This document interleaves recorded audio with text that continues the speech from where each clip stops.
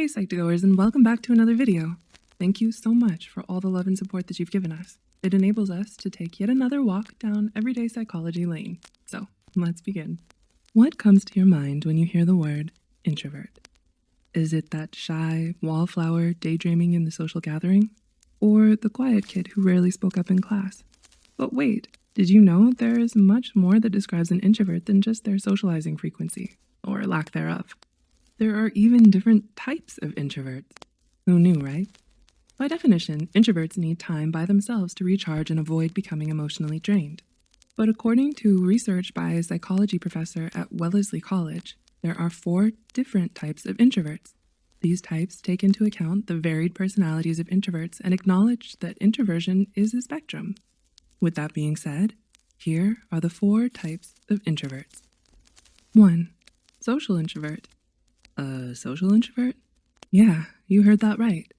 Social introverts are both the most outgoing and the most private of the 4 types. They don't feel shy or anxious in social settings and may even enjoy them, but they feel emotionally drained if they stay out for too long.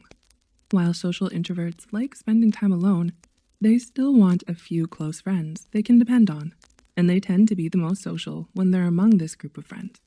Someone who doesn't know them might even assume that they're an extrovert if they meet them when they're hanging out with their close friends.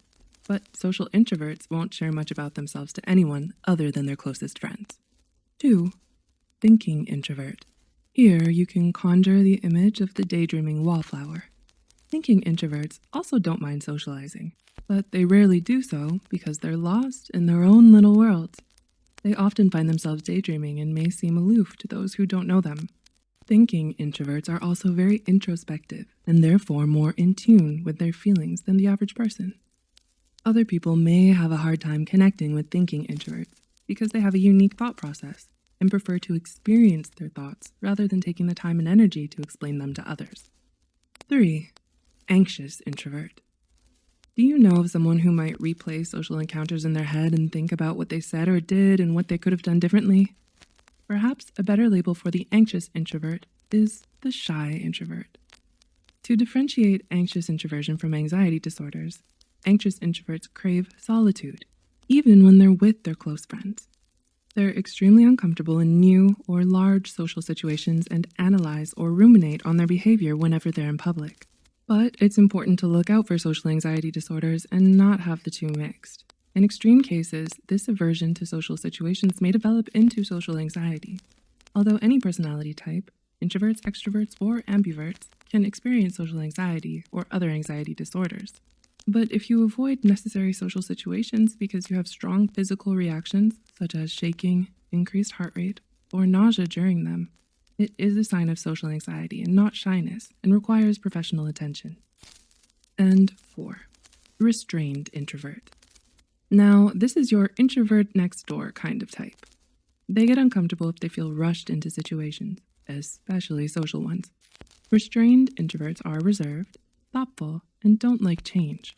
They'll go out if they've planned for it far enough in advance, but they would rather be relaxing by themselves, binging on their favorite shows, reading, or doing yoga. Restrained introverts find comfort in their routine, and may also find it difficult to get their mind and body moving right after they wake up. They thrive in their routine and appreciate ample forewarning. If you think you're an introvert but didn't relate to any of these 4 types, you may be an ambivert, or closer to the extrovert side of the personality spectrum. Learning more about your personality type helps you communicate your needs to people with different personality types and strengthens interpersonal relationships.